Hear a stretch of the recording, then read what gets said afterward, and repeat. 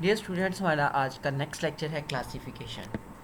Classification का क्या मतलब होता है? इससे पहले मैं आपको पिछले टॉपिक के साथ इसको रिलेट करता हूँ। हमने बायोडाइवर्सिटी पढ़ी, उसकी इंपॉर्टेंस पढ़ी। तो आपको ये पता होना चाहिए कि बायोडाइवर्सिटी से मुराद है दुनिया में इतने सारे टाइप्स के जानदार मौजूद हैं, बेतहाशा टाइप्स के जानदार मौजूद हैं। इतने सारे जानदारों को एक इंसान अकेला नहीं पढ़ सकता।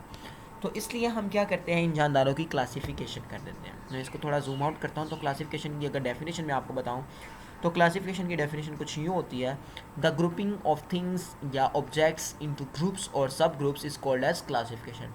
चीज़ों की या ऑब्जेक्ट्स की ग्रुपिंग कर देना क्लासेस में या सब क्लासेस में या सब ग्रुप्स में, उनको हम बोलते हैं क्लासिफिकेशन।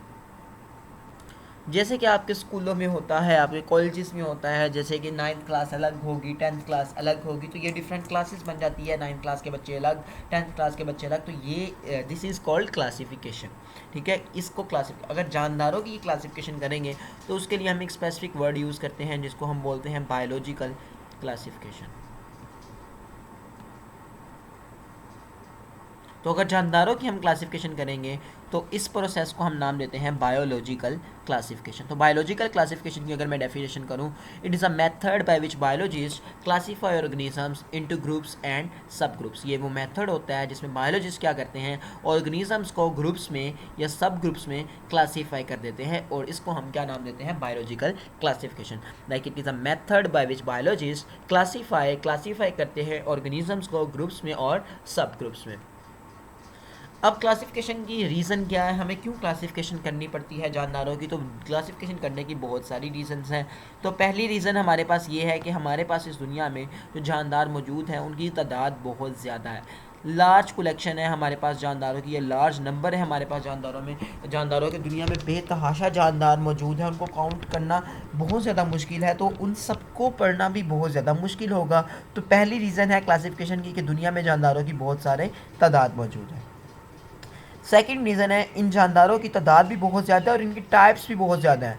हर टाइप को अलग-अलग कैसे पढ़ा जा सकता है, तो ये भी हमारे पास एक प्रॉब्लम है। इनकी टाइप्स बहुत सारी है, मैं कह सकता हूँ इनकी डिसिमिलर फॉर्म्स बहुत सारी हैं। डिसिमिलर फॉर्म्स ऐसी फॉर्म्स होती हैं जो कि उससे मिलती जुलती नहीं होती हैं, तो इनकी डिसिमिलर फॉर्म्स बहुत सारी होती हैं। अगर हम इस बात को मैं थोड़ा एक्सप्लेन करूँ तो आपको पता होना चाहिए हमारी इस दुनिया में एनिमल्स की 1.5 मिलियन टाइप्स मौजूद हैं। 1.5 मिलियन इकसाम के जानवर हमारी इस दुनिया में मौजूद हैं और 0.5 मिलियन टाइप्स के प्लांट्स हमारी इस दुनिया में मौजूद हैं। और टोटल अगर मिलाया जाए तो 2 मिलियन टाइप्स के जानदार हमारी इस दुनिया में मौजूद हैं, बैक्टीरिया फंजाई वगैरह को निकाल कर। और ये 2 मिलियन टाइप्स के जो जानदार हमारी इस दुनिया में मौजूद हैं, ये वो सारी की सारी अमाउंट नहीं है, सिर्फ इतने ही जानवर दुनिया में मौजूद नहीं है। इनसे बेतहाशा जानदार, इनसे ज़्यादा मौजूद हैं। लेकिन साइंटिस्ट को सिर्फ 2 मिलियन जानदारों के बारे में ही पता है। उनको सिर्फ यही पता है कि हमारी दुनिया में सिर्फ 2 मिलियन टाइप्स के जानदार मौजूद हैं। और ये बहुत स्मॉल परसेंटेज है of all the biodiversity present on the planet. हमारे इस प्लेनेट में जितनी भी बायोडाइवर्सिटी प्रेजेंट है उसकी बहुत कम अमाउंट है, ये 2 मिलियन, यानी बहुत सारे जानवर या जानदार हमारी इस दुनिया में मौजूद है जिनके बारे में हमें नहीं पता। तो दो रीज़न होगी। पहली रीज़न क्या थी कि इनकी तादाद बहुत ज़्यादा है, दूसरी रीज़न क्या है, इनकी टाइप्स बहुत ज़्यादा है। तीसरी रीज़न यह है कि range of complexity of the organism. ये जो जानदार हैं इनके बॉडीज़ बहुत ज़्यादा कम्प्लेक्स हैं। इनके बॉडीज़ की कम्प्लेक्सिटी की अगर रेंज की मैं बात करूँ तो ये रेंज करती है एक छोटे से बैक्टीरिया से एक लार्ज कम्प्लेक्स ह्यूमन बींग तक। यहाँ छोटे छोटे जानदार भी मौजूद हैं जैसे कि बैक्टीरिया है, और बड़े बड़े जानदार भी मौजूद हैं जैसे कि एक बड़ा ह्यूमन बींग। इन कम्प्लेक्सिटी को अगर थोड़ा मैं एक्सप्लेन करूँ तो आपको पता होना चाहिए यहाँ पर जितने भी इस दुनिया में जानदार मौजूद हैं उनके हैबिटेट्स बहुत डिफरेंट हैं। हैबिटेट किसको बोला जाता है? हैबिटेट रहने की जगह को बोला जाता है। इनके हैबिटेट्स बहुत डिफरेंट है। कुछ जो है समंदर में रहते हैं, कुछ पानी ज़मीन में रहते हैं, और कुछ जो है वो हवा में रहते हैं। तो ये डिफरेंट टाइप्स के इनके हैबिटेट्स इस दुनिया में मौजूद हैं। तो ये इनकी कम्प्लेक्सिटी की अगर मैंने रेंज की बात की तो पहले मैंने आपको एक्सप्लेन कर दिया कि इनके हैबिटेट्स बहुत डिफरेंट हैं। मज़ीद मैं एक्सप्लेन करता हूँ। इनमें से कुछ जानवर जो हैं वो उड़ते हैं, कुछ जानदार चलते हैं, कुछ स्विमिंग करते हैं, और कुछ जो हैं वो सादा साकुन एक जगह पर खड़े रहते हैं जिसको हम बोलते हैं ये स्टेशनरी होते हैं। तो ये भी इनकी कम्प्लेक्सिटी, इनको समझना बहुत ज़्यादा मुश्किल है।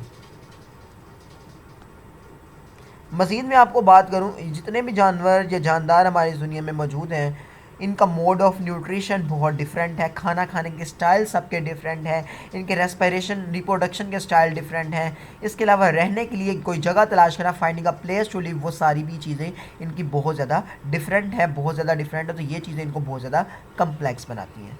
तो गाइज़ हमने आज क्लासिफिकेशन के बारे में पढ़ा, बायोलॉजिकल क्लासिफिकेशन क्या होती है और उसकी क्या रीजंस होती हैं, हमने इसके बारे में पढ़ा। तो आप का ये जो टॉपिक है ये सिर्फ शॉर्ट क्वेश्चन के तौर पर, लॉन्ग क्वेश्चन के तौर पे नहीं है। इसमें मैंने आपको बताया क्लासिफिकेशन क्या होती है, बायोलॉजिकल क्लासिफिकेशन क्या होती है और वो कौन सी 3 रीज़न है जिसकी वजह से हम क्लासिफिकेशन करने पर मजबूर होते हैं। तो आपको शॉर्ट क्वेश्चन आ सकता है डिफाइन बायोलॉजिकल क्लासिफिकेशन, ये क्वेश्चन आ सकता है आपको, ये वाला। इसके बाद आपसे रीजंस पूछी जा सकती हैं शॉर्ट क्वेश्चन में, what are the reasons for the classification. इसके बाद आपसे पूछा जा सकता है explain the complexity of the organism, ये भी शॉर्ट क्वेश्चन आपको आ सकता है। तो इस वीडियो को मैं यहाँ एंड करता हूँ, मिलते हैं नेक्स्ट वीडियो में, तब तक के लिए अल्लाह हाफिज़।